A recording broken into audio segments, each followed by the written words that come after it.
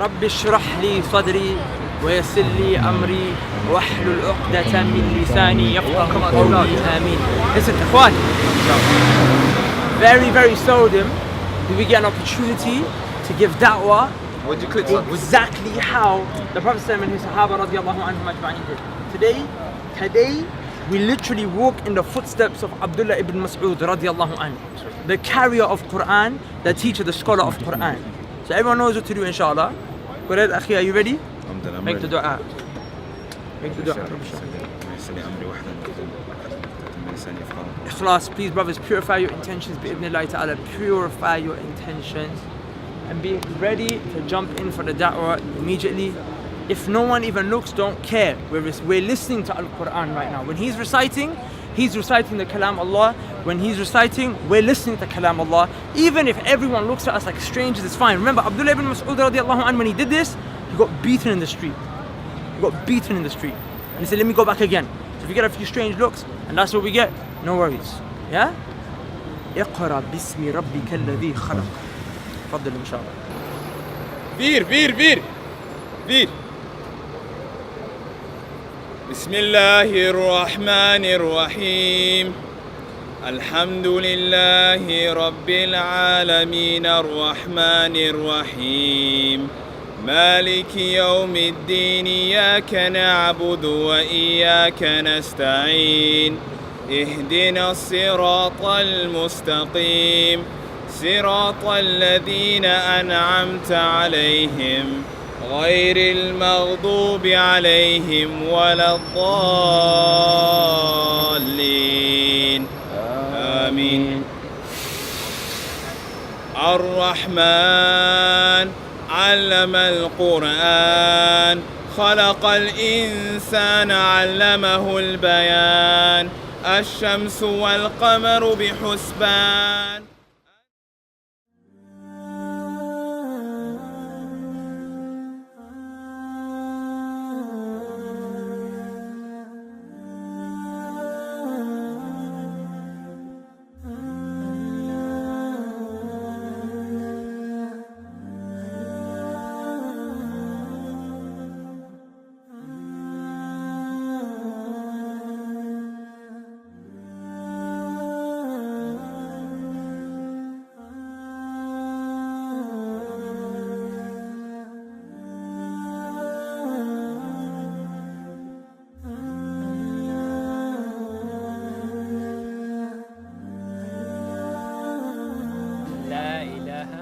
لا إله إلا الله.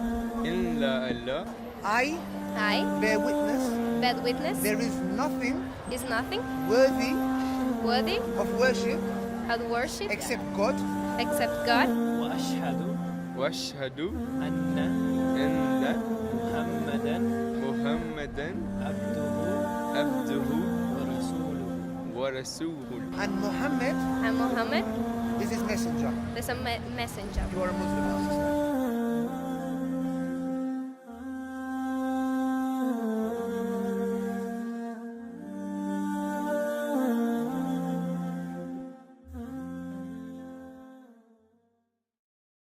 Alhamdulillah wa salatu wa salam ala Rasulillah sallallahu alayhi wa sallam. Amma ba'd.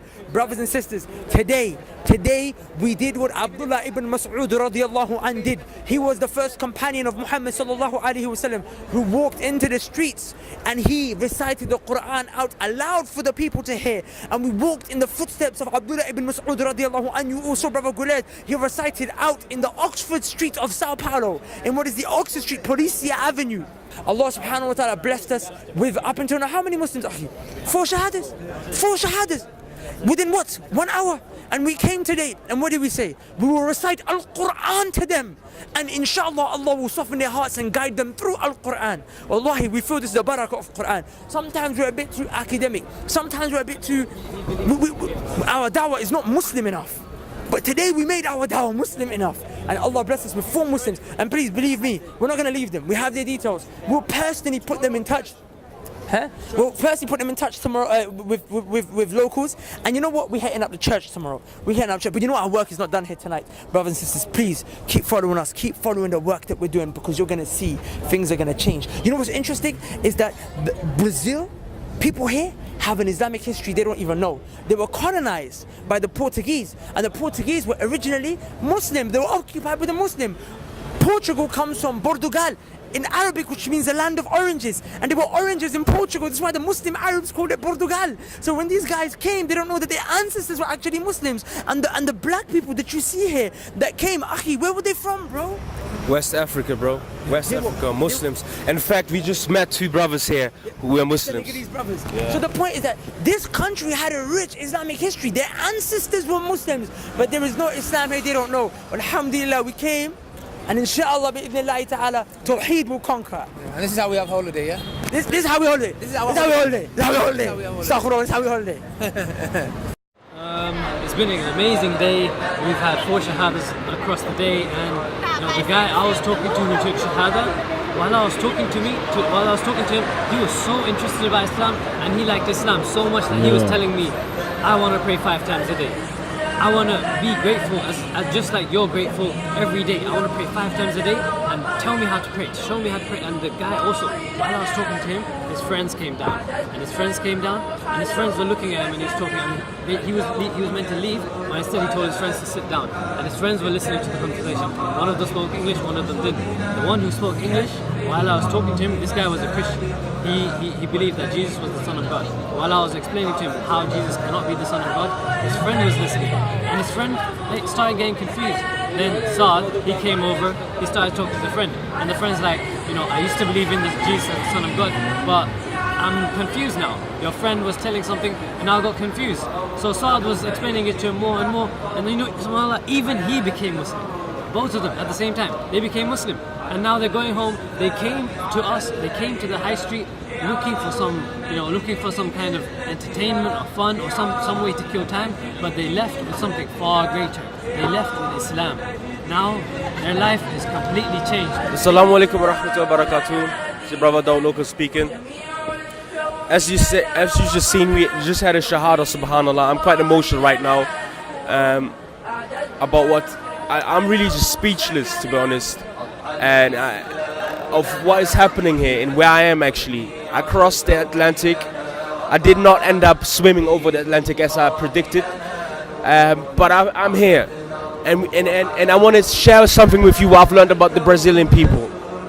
There was this guy by the name of Jibril, and this guy was really, really hurt, and he said at the beginning when I asked him, do you believe in God? He said, yes, I do believe in God.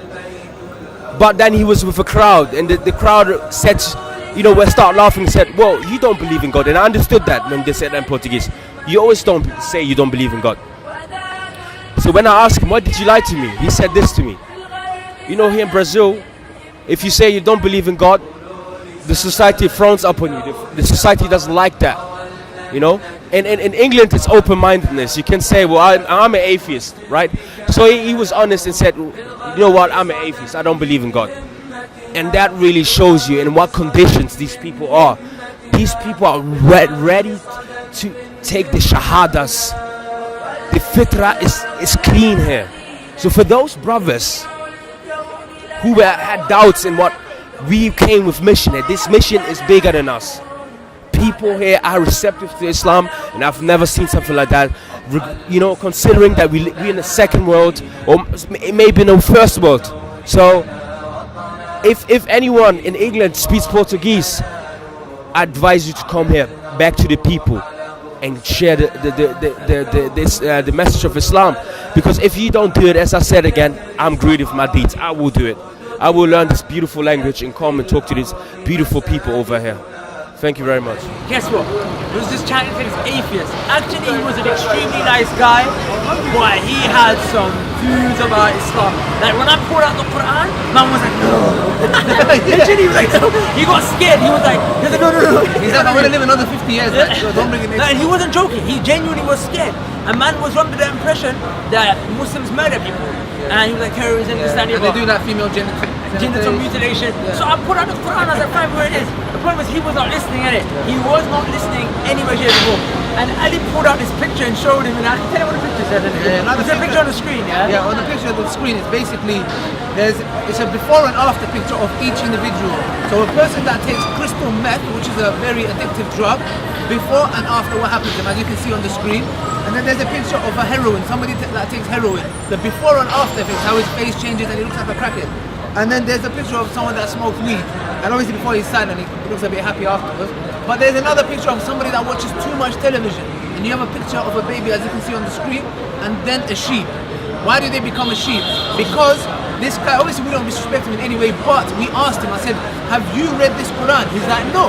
I go, do you want to read it? He's like, no. So the problem is, I go, where do you get your information about Islam from? He goes, television. I said, that's why you should not watch too much television.